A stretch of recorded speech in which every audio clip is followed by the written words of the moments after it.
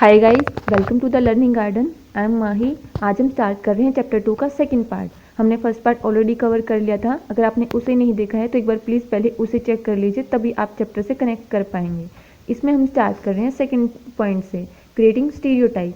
Stereotype क्या होते हैं? जब आप किसी इंडिविजुअल के बारे में जो चीज़ सोच रहे हो, आप उसी इमेज को किसी पर्टिकुलर ग्रुप या कम्युनिटी के लिए फिक्स कर देते हो, उसको बोलते हैं स्टीरियोटाइप्स। अब आपको यहाँ पे थोड़ी कन्फ्यूजन हो रही होगी कि प्रेजुडाइज में भी ऐसा ही कुछ कर रहे थे, उसमें भी तो हम लोगों के बारे में सोच ही रहे थे और स्टीरियोटाइप में भी हम सेम चीज़ कर रहे हैं। तो एक बार इन दोनों के बीच का डिफरेंस देख लेते हैं। प्रेजुडाइज में हम क्या कर रहे थे? हम लोगों से बिना मिले, उनको बिना समझे उनके बारे में कोई भी ओपिनियन क्रिएट कर रहे थे, अपनी मर्जी से जो भी उनके बारे में सोचना था उस बेस पर उनको जज कर रहे थे, ठीक है, उसको बोलते हैं प्रेजुडाइज। लेकिन स्टीरियोटाइप में हम क्या कर रहे हैं कि हम एक इंसान से मिलके उसके साथ जो एक्सपीरियंस होता है उसी एक्सपीरियंस में बाकी पूरे रिलीजन, उस पूरे ग्रुप या फिर उस पूरी कम्युनिटी को फिक्स कर देते हैं, उसको बोलते हैं स्टीरियोटाइप्स। आगे एक एग्जांपल से हम स्टीरियोटाइप को समझते हैं। ये आपकी बुक का ही एग्जांपल है, आप इससे इजीली रिलेट कर पाओगे। अब इसको देखते हैं। What do you think about the given statement? Which statement according to you is appropriate for a boy or girl? कि हमें जो स्टेटमेंट दी हुई हैं ये किसके लिए ज़्यादा सूटेबल है, लड़के के लिए या फिर लड़की के लिए? इनको पढ़ते हैं और फिर चेक करते हैं कि ये किसके लिए सही है। They are well behaved. Well behaved कौन होती हैं? Girls. They are soft spoken and gentle. अब सॉफ्ट स्पोकन और जेंटल कौन होता है? गर्ल्स होती हैं, क्योंकि उनकी जो वॉइस की पिच होती है वो लड़कों से थोड़ी कम होती है और लड़कों की पिच हाई होने की वजह से हमें उनकी आवाज़ थोड़ी रूड लगती है। They are physically strong. Physically strong कौन होता है? Boys. They are naughty. Naughty भी ज़्यादा कौन होता है? बॉयज़ होते हैं, गर्ल्स तो फिर भी थोड़ा कम ही होती हैं। They are emotional. गर्ल्स ज़्यादा इमोशनल होती हैं। They don't cry. बॉयज़ रोते हैं लेकिन इतना ज़्यादा नहीं जितना कि लड़कियाँ रोती हैं। तो ये किसके लिए होगा? बॉयज़ के लिए। अब आप इन स्टेटमेंट को पढ़ के आपने ये बता दिया कि ये किसके लिए थी, लेकिन क्या ये स्टीरियोटाइप्स लड़कों ने या फिर लड़कियों ने या इन बच्चों ने खुद बनाई हैं? नहीं। तो फिर ये किसने बनाई है? हमारी सोसाइटी ने। अब हम इसकी डेफिनेशन को चेक करते हैं। When a mistaken idea or belief is used to fix people into one image we create stereotypes. जब हम किसी गलत आइडिया या फिर किसी बिलीफ को लेके बाकी सब लोगों के लिए एक ही इमेज को फिट कर देते हैं, उसको बोलते हैं स्टीरियोटाइप। कोई इंसान अगर किसी पर्टिकुलर रिलीजन, रेस या फिर कंट्री से बिलोंग करता है तो स्टीरियोटाइप उसको किस तरह से जज करते हैं कि इस रिलीजन के लोग तो क्रिमिनल होते हैं, या फिर इस कंट्री के लोग डम्ब होते हैं, या इस रेस के लोग जो है वो ज़्यादा लेज़ी, या इस टाइप से जब वो उनके लिए कोई भी इमेज फिट कर देते हैं तो वो इन सब चीज़ों से क्या कर रहे हैं? स्टीरियोटाइप कर रहे हैं कि उनको एक ही इमेज में फिट कर देते हैं। स्टीरियोटाइप होने की वजह से हमारी लाइफ में क्या क्या प्रॉब्लम्स होती हैं या हमें क्या क्या चैलेंजेस फेस करने पड़ते हैं। Stereotypes stop us from looking at each person as a unique individual. Stereotypes होने की वजह से हम लोगों को एज ए यूनिक इंडिविजुअल देखना बंद कर देते हैं। क्या होता है कि जब भी हमारे आसपास कोई इंसान एक ऐसी बात बोलता रहता है कि वो सिर्फ अपने बेस पे होती है, सामने वाले को समझ के नहीं होती, वो अपनी मर्जी से कुछ भी बोलता रहता है, और बार बार जब आप उसकी बात सुनते रहते हो तो कहीं ना कहीं आपका माइंड भी वैसे ही काम करने लगता है। तो आप भी फिर उन्हीं की तरह लोगों को समझना छोड़ देते हो और उन्हें अपने बेस पे जज करना शुरू कर देते हो। फिर large number of people into only one pattern. बहुत सारे लोगों को एक ही पैटर्न में फिक्स कर देते हो।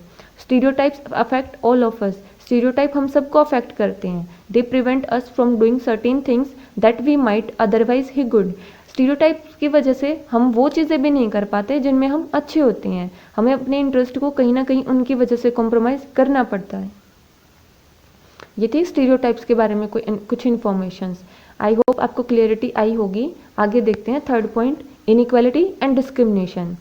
डिस्क्रिमिनेशन क्या था? इसका मीनिंग हमने चैप्टर के स्टार्टिंग में भी देखा था ना, फर्स्ट वीडियो में। इस situation when someone is treated unfairly और डिफरेंट। जब हम लोगों को अलग तरीके से या फिर अनफेयरली ट्रीट करते हैं तो उसकी वजह से डिस्क्रिमिनेशन होता है। अब डिस्क्रिमिनेशन होता क्यों है?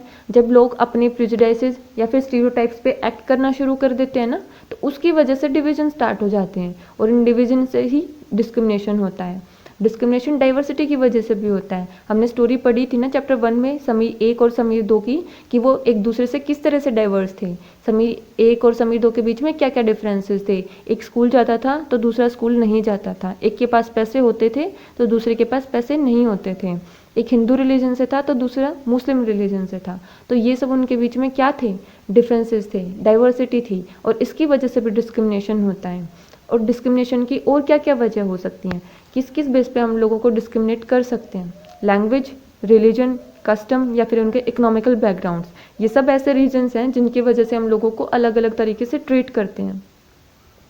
जो ये इकोनॉमिक इनइक्वालिटीज़ हैं, ये डाइवर्सिटी का पार्ट नहीं है, लेकिन इनइक्वालिटी का पार्ट हैं, जिसकी वजह से डिस्क्रिमिनेशन होता है सोसाइटी में। अगर कोई इंसान रिच होगा तो उसके साथ तो हर कोई हंस हंस के बात करता है, उसको अच्छे से ट्रीट करता है, लेकिन अगर आप किसी गरीब इंसान से मिलते हो तो आप उससे अच्छे से बात भी नहीं करते हो और उनको मतलब इग्नोर करने की कोशिश करते हो।